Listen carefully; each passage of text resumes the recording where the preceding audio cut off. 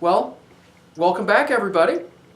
We have completed our first unit, our look into poetry. So now it's time to start the second unit, which is our look into fiction. And as far as the three different genres that we're covering, which are poetry, fiction, and drama, fiction is the newest.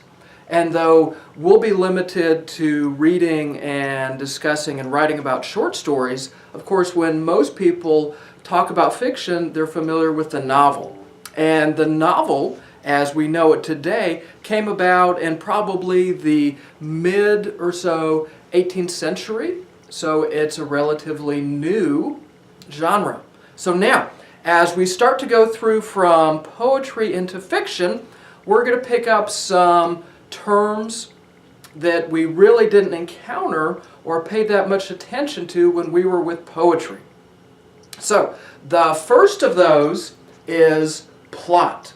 Now you'll notice here that plot is what happens. It's the story's events.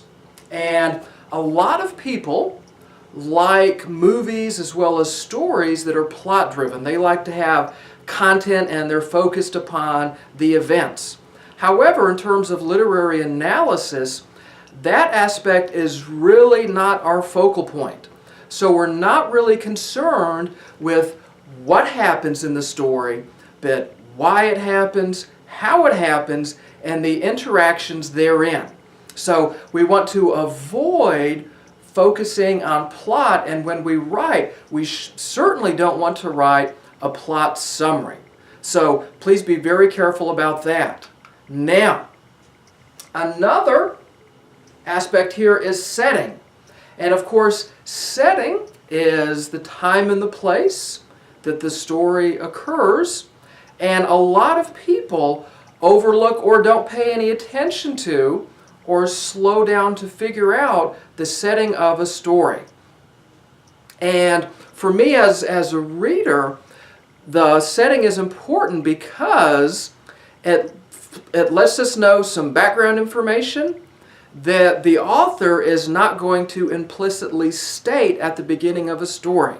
So it's one of the jobs of the reader to pick up on little clues to piece together when the setting is. And once we do that, that can help us to understand why characters are acting in a certain way, different societal limitations that are placed upon them. So you as the reader, one of your jobs is to be aware of those different clues. Think about them as 1 + 1 + 1, and then hopefully you'll be able to piece together 3, the setting. So that's one of your jobs as the reader, to be on the lookout for that, because the author is not going to come out and tell us, hey, this story is set in the late 1800s. You know, we have to pick up on those clues as the reader and just advance from there. So now, a new aspect here for fiction is point of view. That's abbreviated POV. And the two main distinctions that we can make with point of view, the different types of narration, is having a participant narrator or a non-participant narrator. Now, by a participant narrator, what that means is that the narrator is a character within the story itself. And this is what we call first-person point of view. So if you're ever reading a story and the narrator is I, that character is a participant in the events of the story. So that's told through first-person point of view. Now, the significance to this is that when we have that first-person point of view, we as the reader, we have to think about the narrator and how trustworthy the narrator is. Reason being, the story is being told through the lens of this person. So if we have an unreliable narrator, then in turn, the events of the story itself the perception that we, the reader, get, we have to remember is told through this unreliable narrator. So that's one of the things as a reader that we need to be aware of is how reliable is the narrator. And this is when we have first-person point of view with the participant narrator. Now, that is different than the third-person point of view or the non-participant narrator. So by non-participant, what that means is that the narrator is not a character in the story. And it's a good way to think about that is when you go see a movie, right, and the camera pans around and gives you lots of different angles, lots of different perceptions of the different characters in that movie, so you have an unbiased view. That's what we mean by the non-participant narrator. So that's in third-person point of view. So those are the two different points of view that we'll chiefly encounter, either having a participant narrator, first-person point of view, or non-participant, which is the third-person point of view. When we look at the characters, these people in the stories, we're going to characterize them as chiefly being either round or flat. And a lot of people, when they hear those terms, they think we're talking about body type, right? So I'm a round character. Nope, that's not what we're talking about. We're not talking about me being big and round.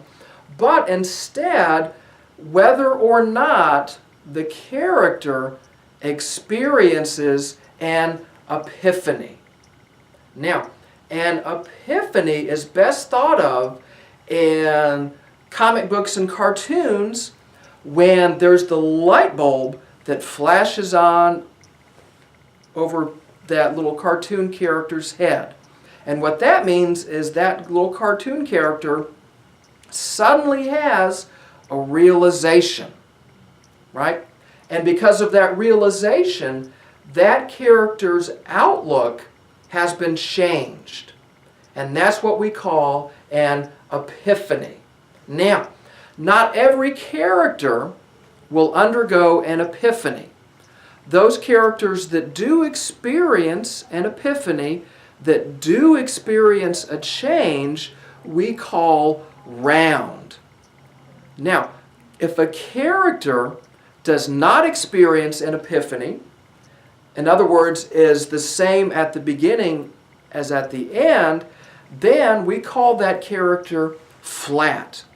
So for our terms, for our uses here, we're not concerned with protagonist, antagonist, major, minor. We want to pay attention and be on the lookout for an epiphany. So what's an epiphany again? That's when the character experiences a change, and that change results in a different perception for that character, and that character becomes a different person. So in our own lives, if you think about it like this, right? Think about it like this.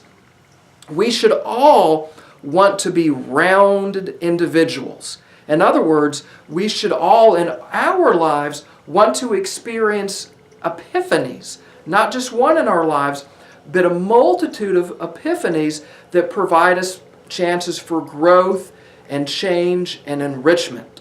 So hopefully we're not flat people as we go through our lives. We want to be round people. All right. So then, the other literary elements that we looked at with poetry, such as allegory, allusion, irony, symbolism, and theme, continue. So all of those other literary elements will continue to travel forward. So we can't forget them or their use or anything like that. And the discussion forums for fiction, we're going to dive in and take a look at these different literary elements. We're going to locate them and we're going to discuss their use. So, until next time, be well, do good work, and keep in touch.